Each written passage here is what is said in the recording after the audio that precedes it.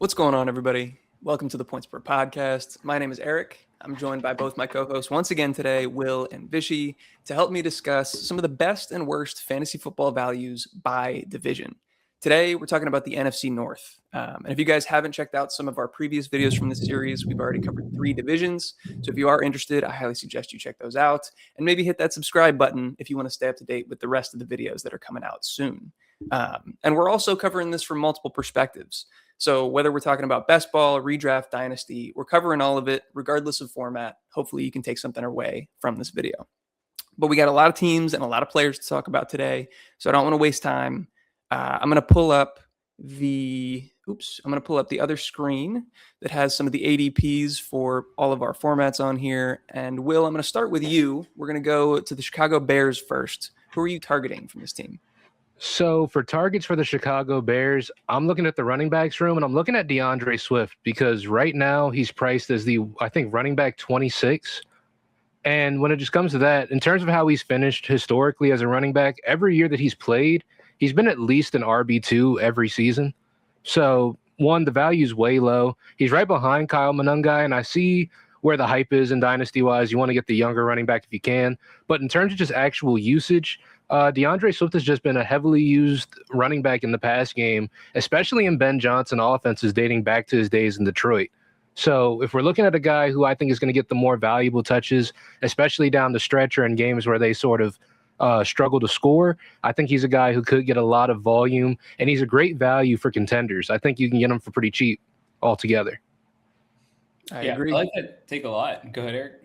No, I was going to defer to you.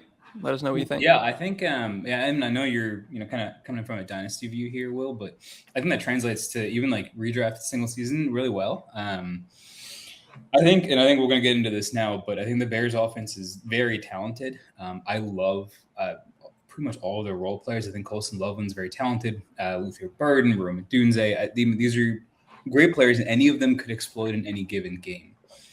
But I think because of that, and I'm curious to hear what y'all think about this too, but because of that, it actually becomes difficult to predict, well, which one, may be the one on a game-to-game basis or even on a season-long basis to be the one to explode and provide that, far surpassing ADP type of value. And again, I'd like some of these guys at cost, but I think because of all of that, the guy that I want to target is the one that's centered that will benefit from any of them playing well, and that's Caleb Williams, the quarterback. Again, it might be difficult to project who on a game-to-game basis might get the most targets from him or score the touchdowns from him, but he will be the one reaping the benefits along the way, unless it's like Kyle Monungai and DeAndre Swift rushing in 5 touchdowns a game, which, it's not impossible. But yeah, I think to keep it short, Caleb Williams is my target here. I think at cost, I think he's kind of going in like mid-rounds, like 5 or 6 or so. I think he's a great value there. I think he has rushing upside. He's going to be a great QB this season. Yeah. I like that take a lot. He's somebody that I had on my target list for all of the same reasons. One of the things that we talked about pre-show is that there's actually 3 different Bears pass catchers going in the first 5 rounds of best ball drafts right now. Anytime that's the case, a lot of that, those volume and points will get consolidated to the quarterback. And so I think that is a great point. He's somebody that I'm looking to get as well. And also, I think you can kind of make the argument in both ways. Like a Ben Johnson offense is really exciting. We want to be investing heavily in it, but the likelihood to get disappointed by one, if not multiple of these guys at ADP is going to be pretty high.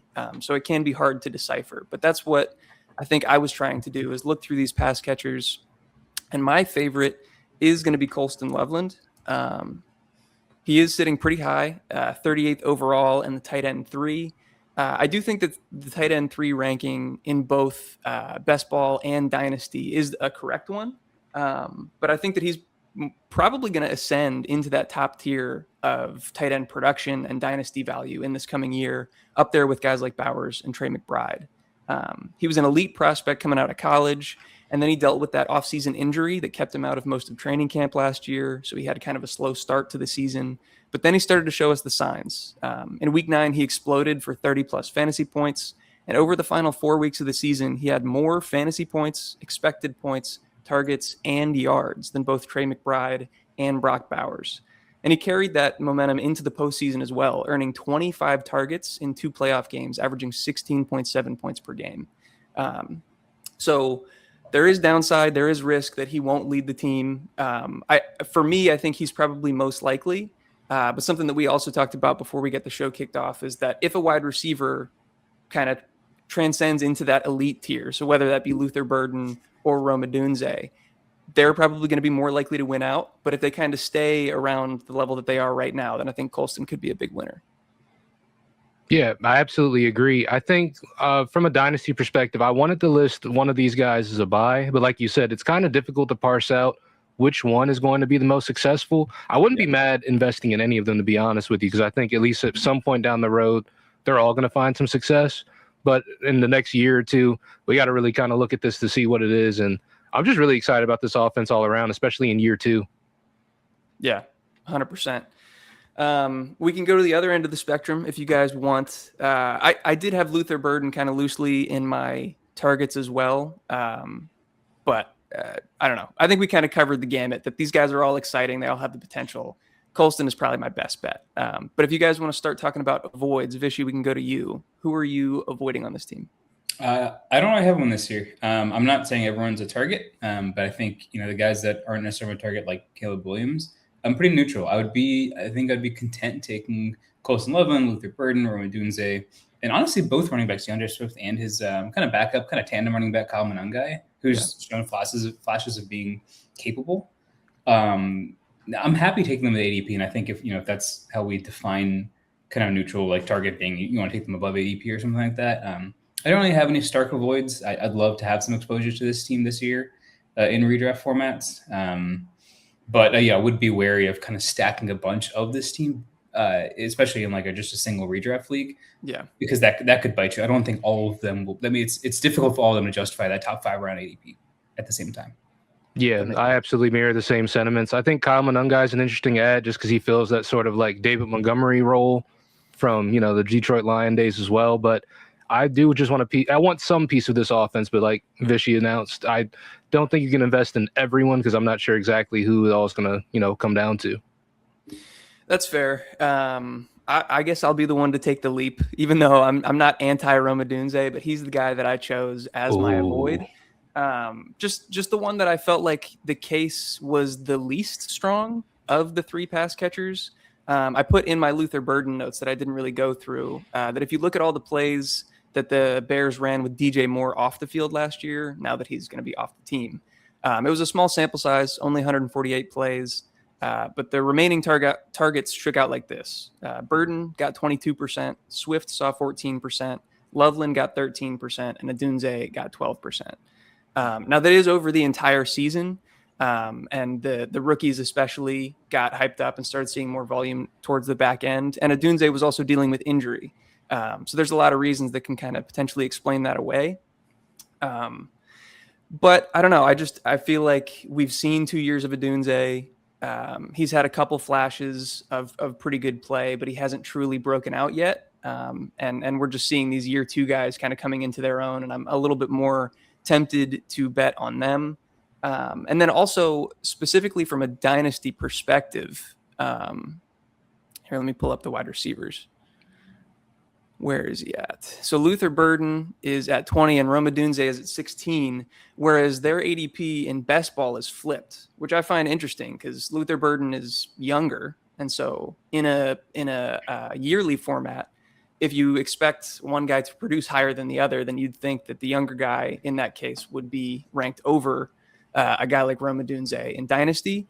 And so that's kind of how I have them. I have them flipped.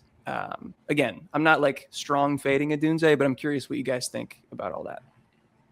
I think that is an interesting take, especially based on the usage. I'm a little bit more optimistic just because DJ Moore isn't there anymore, so a little bit more runway is cleared.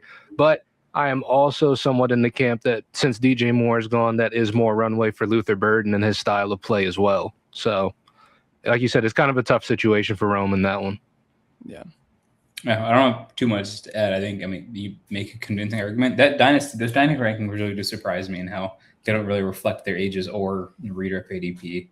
But I'm really curious to see how the offense shakes out and kind of maybe when we revisit midseason what it's looking like. Absolutely. All right. So with that, let's move on. We'll go to the Lions next. I started with Will the first time, so Vishy will go to you. Who do you want to target on the Lions offense?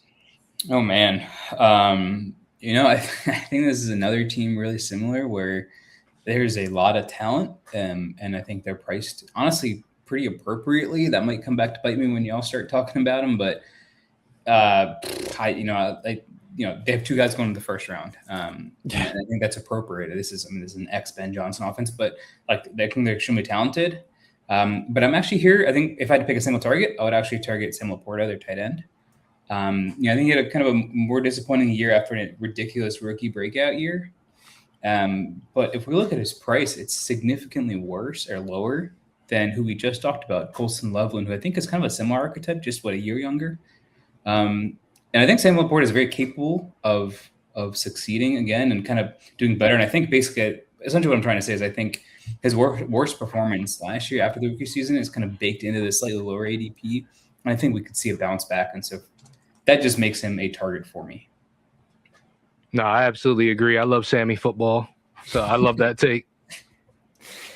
And what about you, Will? Is he also your target, or do you have somebody else? I have somebody else listed as a target, but I do love Sammy football again. But with that being said, my target is actually Jared Goff.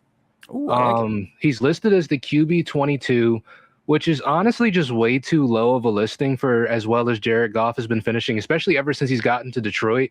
He's been a QB1 for the last 4 years. He's got an amazing supporting cast, like Vishy had talked about.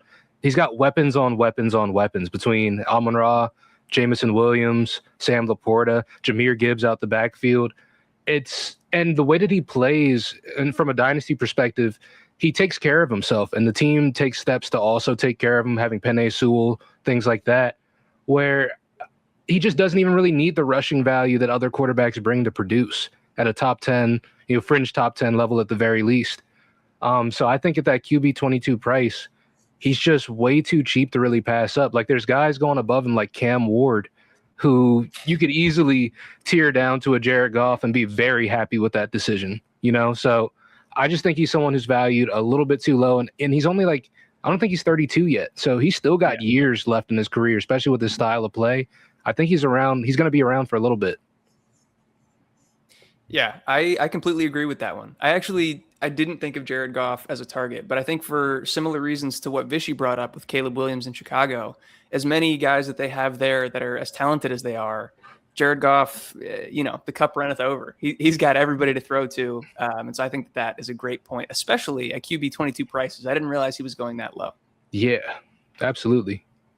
So then for me, I'm also a Sam Laporta guy. I think that both or all formats, whether we're talking about best ball or dynasty, I think he's a target. Where's he going? Yeah, tight end 7.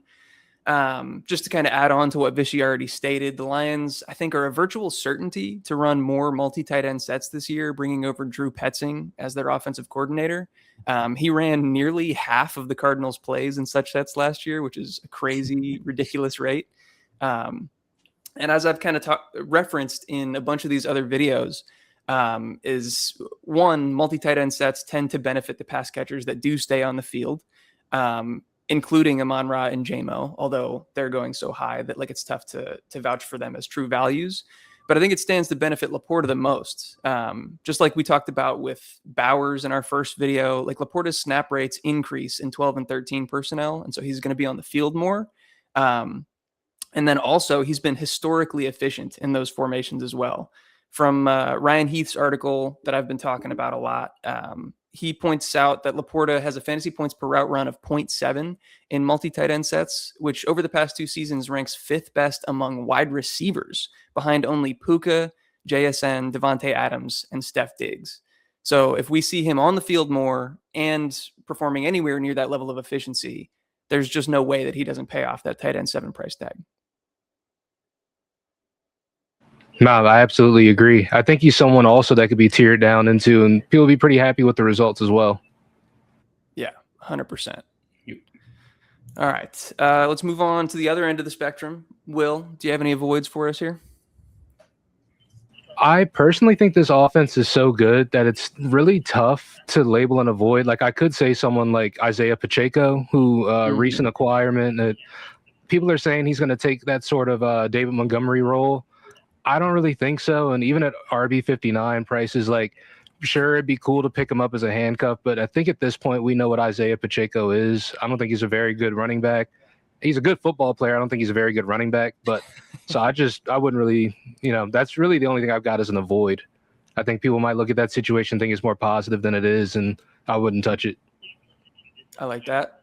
Vishy, what about you? I think that's fair. I'm going to make myself pick one here because I didn't for the Bears, who we just discussed, even though, I do think this is a similar offense with a lot of weapons, a quarterback that will succeed because of those around him. But if I had to pick an avoid, I think I would go with, even though he is cheaper than the corresponding receiver in this team, I'm going to go with Jameson Williams, particularly in redraft leagues. I can't convincingly make this argument in like a dynasty, and definitely not in a best ball format, because he is someone who has pop-up flash games where he just drops 30 points and disappears for 2 weeks. But I think because of that uncertainty, that could make him an avoid, or at least someone to be wary about drafting at like kind of that 4 or 5 turn where he's going right now in redraft, because he has a history of boom or bust weeks. Like his standard deviation of like fantasy points per game over the last couple seasons really has been high, and that can make him kind of difficult or even frustrating as an owner. And that could be more of a kind of emotional roster management take, but I think it's still a fair one regardless. That being said, and I do have to note, Amon-Ra is a first-round price. He's the other receiver on that team. If Amon-Ra for some reason gets hurt, it's JMO to the moon. And so I think we do have to acknowledge that, and that's also baked into his ADP a little bit. But yeah, if I had to pick one, I think I would go with JMO in redraft.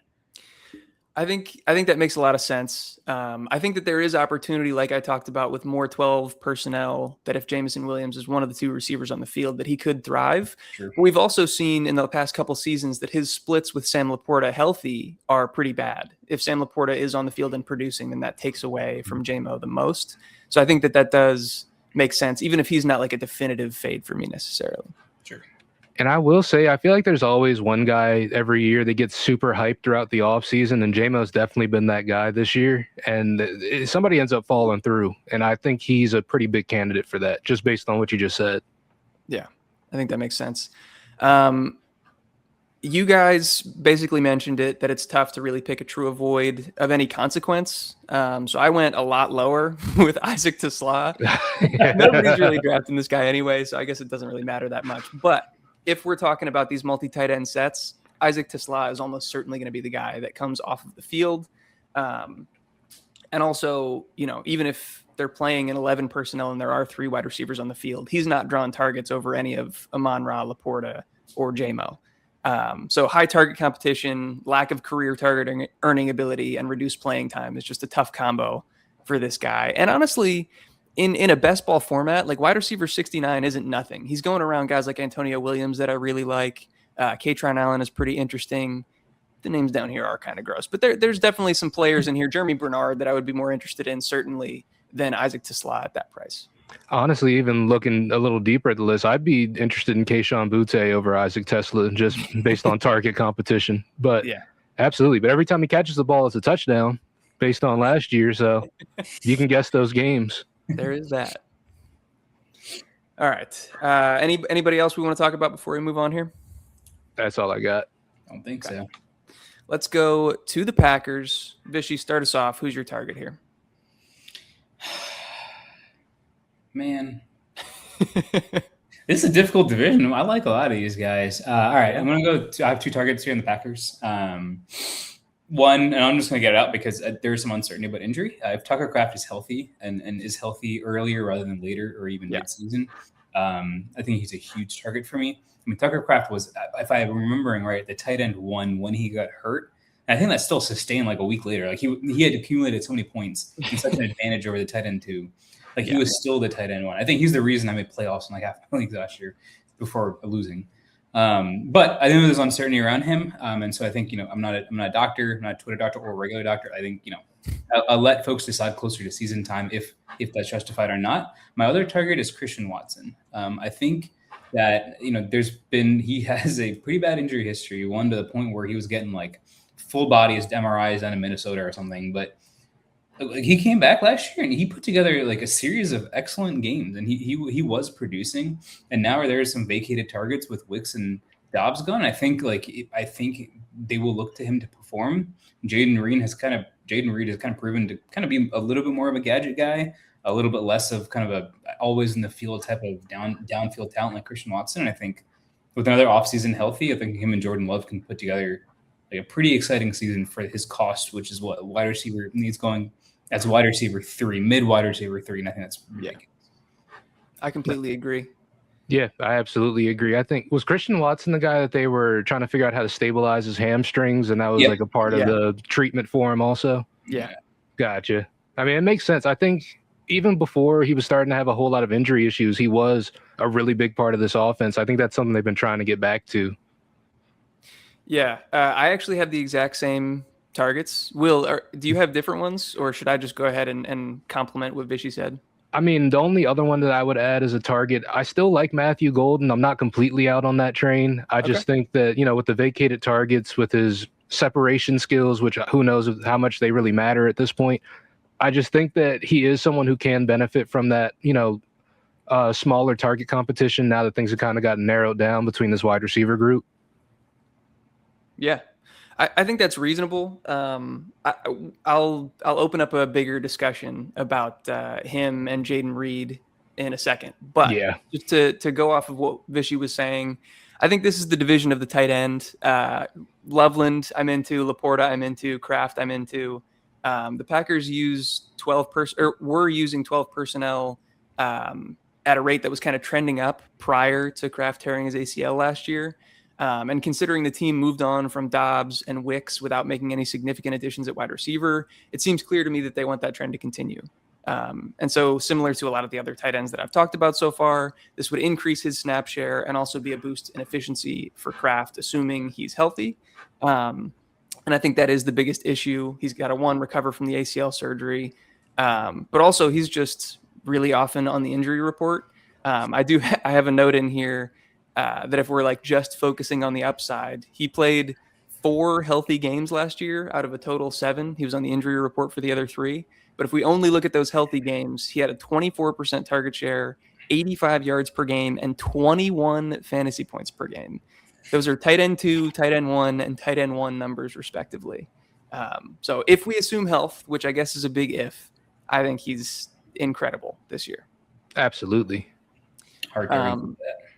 And then real quickly, just to add on to Watson as well, more tight ends on the field, like I mentioned, is also going to be good for Watson. He ranked 8th in the NFL in yards per route run at 3.18 from 12 and 13 personnel sets last year, only behind Puka, Burden, JSN, Amon-Ra, CD Flowers, and Pickens. So higher snap share, higher target share, and the vacated targets that we see on that team, all going to lead to good things for both of those guys. Absolutely. But let's switch over to the other end of the spectrum and talk about avoids. Will, do you have anybody in mind here?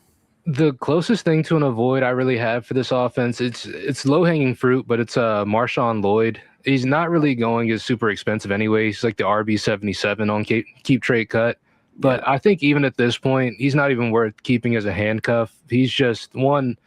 I don't know if this guy's really ever been on the field too much, but and I think that's a huge issue for him. Now, Emmanuel Wilson's gone, so there is a little bit more room. Maybe the team's a little bit more sure in him being able to stay healthy throughout the season, but I'm personally not willing to bet on it.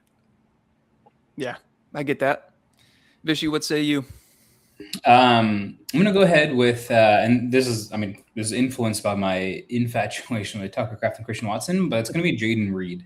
I think I'm like I said, I'm confident with Christian Watson, especially in 12 personnel sets, which I think they will run more of this year, like you said.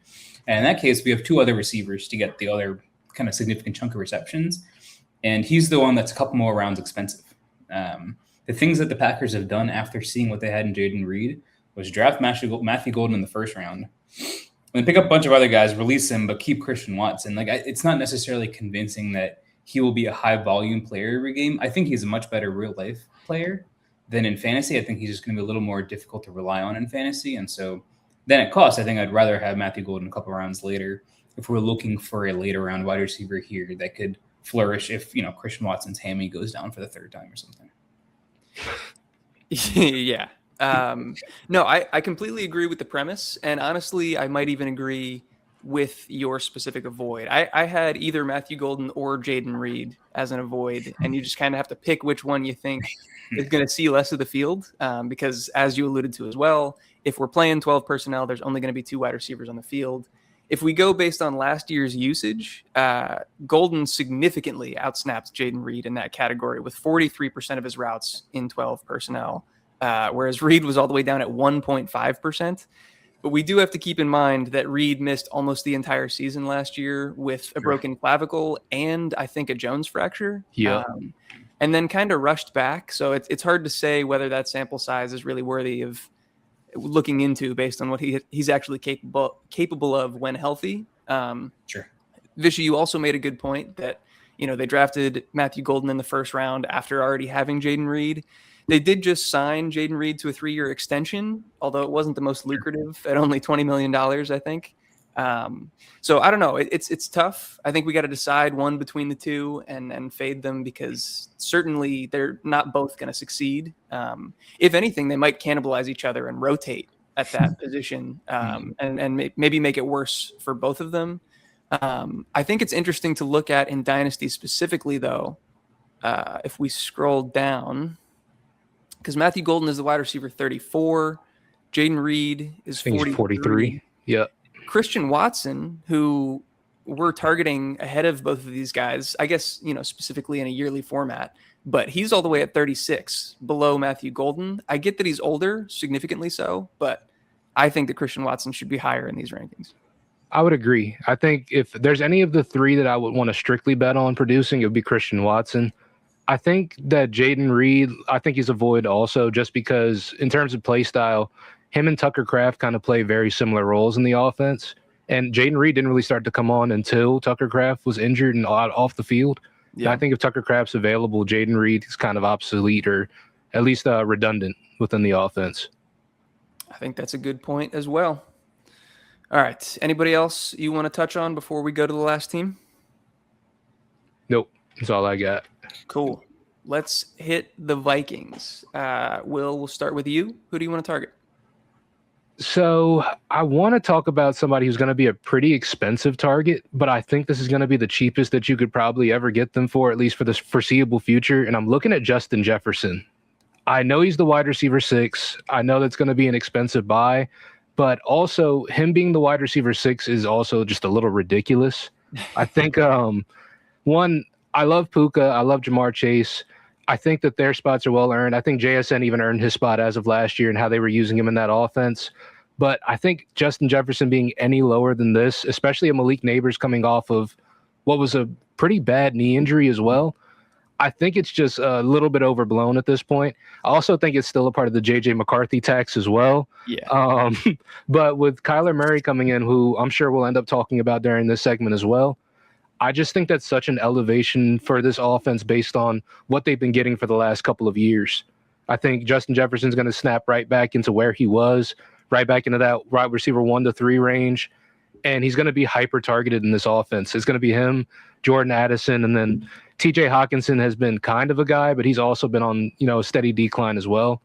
So I'm really looking forward to the bounce back from Justin Jefferson, and I feel like this is the cheapest you're going to be able to get him for a little bit. Cool. I think, yeah, I'm really excited to see Justin Jefferson go back to being a top receiver. Last year was disappointing, and I think we can all agree that it wasn't wholly his fault. My only reservation with that is I'm wary of Kyler's ability to support a top receiver, which I think we've seen in the past. I don't want Justin Jefferson to go through what Marvin Harrison went through, which is basically what Justin Jefferson went through last year. Well, I will say he has supported a top receiver before, back with DeAndre Hopkins. Oh, sure. That has happened before. I think Marvin Harrison's a bit of a different situation, but yeah, I agree lightly. No, but yeah, I will absolutely draft Justin Jefferson in the top half or mid first round. I think that's very fair. I'm happy that you went with a really expensive player because I'd like to go with one of the cheaper ones on the team, and that's Aaron Jones as a target. They have, we can say they have like 2 top running backs for now if we keep out the rookie Desmond Claiborne, I think. Mm-hmm. That's Jordan Mason and Aaron Jones. I think Jordan Mason's actually going a couple spots ahead of Aaron Jones. Yeah, he is. To me, that's shocking, and I think I can articulate why. I think this is a pretty classic scenario. We see this every year, and often with the Vikings, where you have two running backs, and we don't necessarily know who will get the brunt of touches in a year or any in the red zone and whatnot. And that's baked into their cost. They're both, I think, significantly cheaper. Like, these are two potential RB1s on their teams that are at the RB40 or so price range.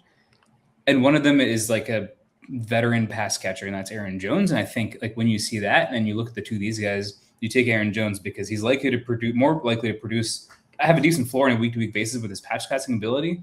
And if Jordan Mason goes down, well, now you have almost like a sole RB1 on a team that could have a decent offense this year with Kyler at the helm.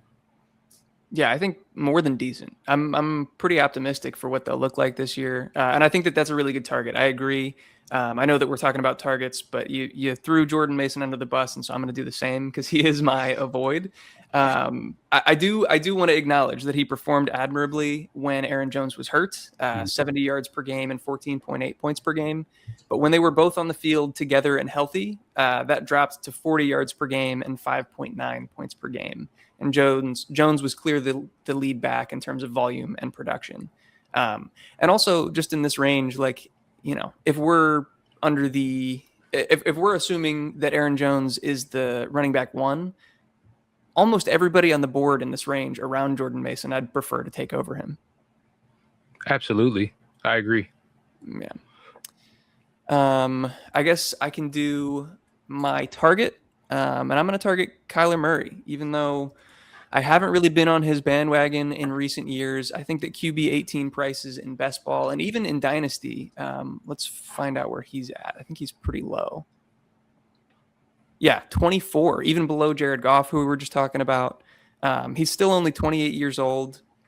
And I get that, you know, he's not your prototypical quarterback. He's certainly not prototypical sized. But he's walking into a situation where it's probably the best he's ever had in his entire career in terms of like his supporting cast, the best coach and play caller he's ever had, the best receiving group he's ever had, best offensive line. And I don't think it's really that close. And also we've seen Murray's rush attempts trend down since his torn ACL in 2022. If there's even a little bit of a blip back up in the positive direction when it comes to rushing attempts, I think that he's easily going to outperform QB 18 and QB 24 prices right now. Absolutely. I think even if you take the small sample size from last year, I think it was starting to trend up a little bit in terms of how he was running the ball. So I think he is starting to get back into it. Yeah, I mean, Kyler Murray has always been decent, a good fantasy quarterback, even if you know, in real life he hasn't been the best one. He's going to give you like 3 to 4 points a game with his feet. And he's a good draft pick. Yeah. Agreed. Any other avoids that we want to talk about before we wrap this thing up? Yeah, I would like just to briefly note, I think the receivers other than Jettis are kind of going to be soft avoids for me. They brought in Juwan Jennings, I believe, recently, right? Yeah. They have Jordan Addison. And so I think, the Juwan Jennings kind of bring in maybe signals either a lack of depth or maybe a lack of like full confidence in Jordan Addison. And then, you know, if we say Kyler Murray can support Jettis because he's ridiculously talented, I don't know if he can support 3 receivers well. I don't know what it'll look like behind Justin Jefferson. There's a lot of new things going on with this offense this year.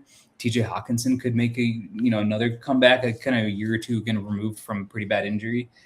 I don't know. And so because of that, I'm not necessarily as interested, even at ADP, at the other receivers in this offense. Jordan Addison and Juwan Jennings, namely. No, I agree. I think things can end up being pretty top heavy when it comes to this offense. I'm excited to see what Kevin O'Connell can do with them, though. Sure.